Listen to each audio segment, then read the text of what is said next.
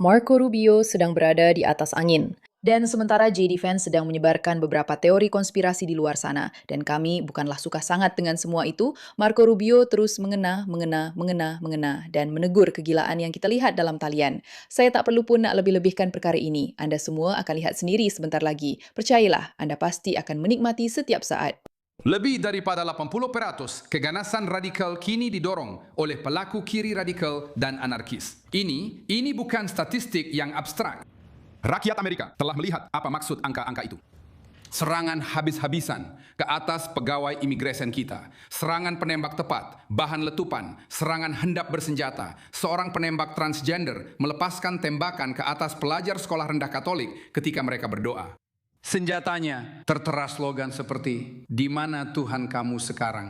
Seorang eksekutif penjagaan kesehatan dibunuh dengan kejam di jalanan. Beberapa cobaan pembunuhan terhadap presiden yang sedang berkhidmat dan pembunuhan aktivis konservatif terhebat generasi ini. Seorang lelaki yang juga merupakan seorang suami dan bapa kepada 2 orang anak kecil ditembak dan dibunuh ketika sedang berucap kepada sekumpulan pelajar. Maksud saya, bila dia cakap macam ni ia satu ancaman yang gila. Ia satu ancaman yang besar. Ya, ia satu masalah besar yang sedang ditutup-tutupi oleh media yang sebenarnya berpihak kepada golongan gila ini. Ini adalah kejahatan yang berbeza dan unik. Ia sentiasa didorong oleh kebencian. Di atas segala-galanya, kebencian terhadap tamadun itu sendiri.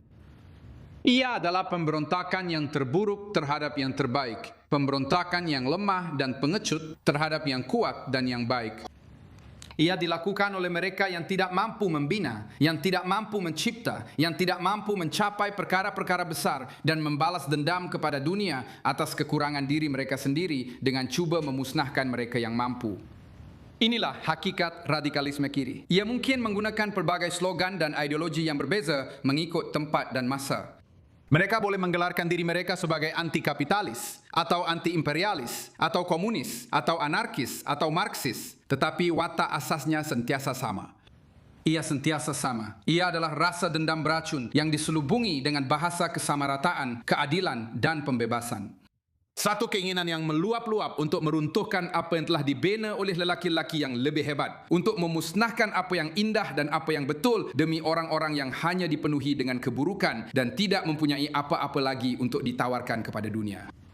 Melalui keganasan dan teror, mereka sekali lagi cuba memaksakan keburukan mereka ke atas kita semua.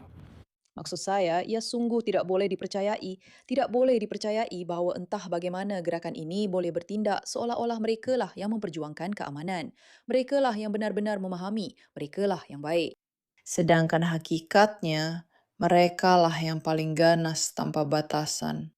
Dan merekalah yang menyebarkan ideologi gila dan berbahaya yang diselubungi, seperti yang awak katakan, dengan sikap seolah-olah merekalah yang terbaik, padahal mereka bukan yang terbaik. Mereka memang manusia yang tapi macam korang, ia jadi lebih menarik lagi.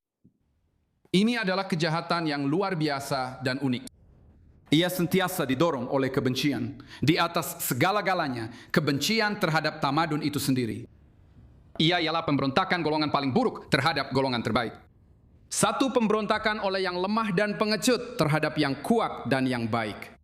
Orang yang lemah dan pengecut lebih suka menjatuhkan dan memusnahkan orang lain daripada cuba memperbaiki diri sendiri.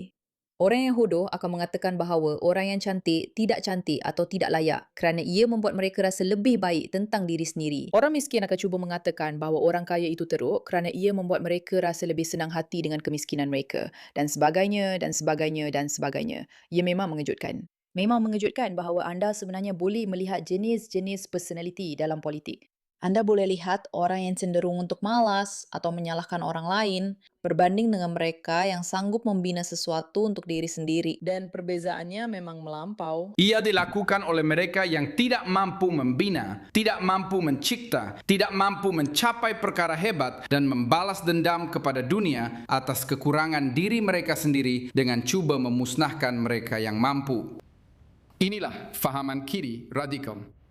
Ia mungkin menggunakan pelbagai slogan dan ideologi yang berbeza mengikut tempat dan masa.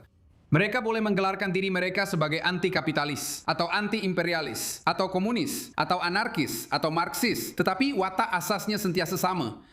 Ia sentiasa sama. Ia adalah dendam beracun yang diselubungi dengan bahasa kesaksamaan dan keadilan. Pembebasan, satu keinginan yang meluap-luap untuk meruntuhkan apa yang telah dibina oleh lelaki-lelaki yang lebih hebat.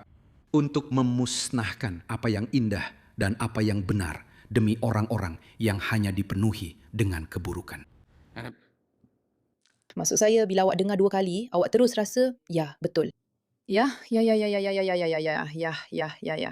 Saya boleh dengar ucapan ini berjuta-juta kali. Tiada apa lagi untuk ditawarkan kepada dunia. Melalui keganasan dan teror, mereka sekali lagi cuba memaksakan keburukan mereka ke atas kita semua. Dogma lama itu salah. Dogma lama itu salah. Tiada satu pun daripada ini didorong oleh idealisme. Ia tidak bersifat utopia. Sebenarnya, ia adalah sebaliknya. Salah satu kritikan yang kadang-kadang Anda dengar tentang komunisme, sebagai contoh, ialah ia kedengaran baik secara teori, tetapi tidak pernah berjaya dalam amalan. Sebenarnya itu tidak benar. Komunisme tidak kedengaran baik secara teori. Dunia yang dibayangkannya untuk kita semua adalah kecil, rata, kelabu, dihapuskan segala pengecualian, dan hilang segala yang baik dan mulia dalam jiwa manusia. Dunia yang dibayangkannya adalah dunia tanpa keberanian, dunia tanpa kreativiti atau cita-cita, dunia tanpa wira, kemuliaan atau tujuan besar untuk diperjuangkan. Wah, dunia tanpa keajaiban, tanpa mitos, tanpa lelaki yang bangkit melebihi yang lain untuk melakukan perkara yang luar biasa dan hebat. Dan dunia yang dibayangkan oleh komunisme adalah dunia tanpa Tuhan. Bagi para arsitek keganasan revolusioner ini, pencapaian agung tamadun kita, bagi mereka, ia adalah satu penghinaan yang tidak tertanggung, satu peringatan tentang apa yang mereka tidak mampu lakukan, dan satu peringatan tentang apa yang mereka tidak mampu jadi. Jadi mereka memilih untuk memusnahkan. Mereka menyerang saluran pipe, mereka menyerang landasan kereta api, mereka menyerang grid kuasa dan makmal. Simbol fisikal yang mewakili kuasa, ciptaan, dan pencapaian. Inilah sifat keganasan yang kita hadapi hari ini. Mereka membenci Barat karena Barat itu hebat. Mereka membenci Barat kerana Barat itu hebat. Maksud saya, bukankah itu salah satu ucapan terbaik yang pernah Anda dengar? Kerana ia memang salah satu ucapan terbaik yang pernah saya dengar. Maksud saya, cara dia menggambarkannya, saya tak percaya, saya tak pernah terfikir tentang itu. Memang betul, sudah tentu kita dah biasa dengar kenyataan, komunisme akan jadi hebat kalau ia berfungsi. Tapi bila difikirkan semula, sebenarnya ia tak akan jadi hebat pun. Tepat sekali, ia menghilangkan Tuhan dari dunia, menghilangkan keupayaan untuk menjadi sesuatu yang luar biasa, untuk keluar daripada acuan yang seragam. Kita semua jadi sama sahaja, kita betul-betul sama. Dan juga keupayaan untuk menjadi luar biasa, serta melakukan dan mencipta perkara-perkara hebat. Itulah yang sebenarnya berlaku. Ia mencipta dunia yang hebat, dunia yang membosankan, dunia di mana semua orang sama rata, tetapi tiada siapa yang mempunyai insentif untuk melakukan apa-apa yang luar biasa. Betapa mendalamnya cara melihat perkara ini. Dan alangkah baiknya mendengar seseorang benar-benar menyebut perkara ini sebagaimana hakikatnya. Satu hakisan dalam masyarakat kita oleh orang-orang lemah yang sangat takut dengan hakikat bahawa mereka mungkin tidak mampu menjadi sesuatu. Oleh itu, mereka mahu memastikan tiada siapa pun yang akan menjadi apa-apa. Terima kasih atas perhatian Anda terhadap perkara ini. Hai semua, saya Meira K, host The Pushback, dan saya sangat bersyukur kerana Anda berada di sini. Seperti yang Anda semua tahu, kami sedang dalam misi untuk mencipta satu gerakan penentangan, satu pergerakan dalam talian yang mengubah nada media yang kita lihat pada masa ini dan mempertahankan Barat daripada ancaman yang perlu ditangkis. Dan kami sedang cuba untuk melakukannya secara bebas. Jika Anda ingin beriklan bersama kami, pastikan Anda menghantar email kepada kami di alamat info@mirrorke.com. Tetapi yang lebih penting, kami ada satu pengumuman yang sangat menarik akan datang tidak lama lagi. Ramai daripada anda telah bertanya bagaimana anda boleh lebih terlibat dalam gerakan penentangan ini dan kami sedang usahakan sesuatu yang hebat. Jadi, nantikan pengumuman itu. Pastikan anda tekan butang langgan, suka video ini, komen dan berinteraksi. Lihat cara-cara untuk menyokong kami dan sudah tentu, teruskan menonton kerana apa yang kami lakukan di sini adalah satu revolusi dan kami sangat-sangat bersyukur anda semua menjadi sebahagian daripadanya.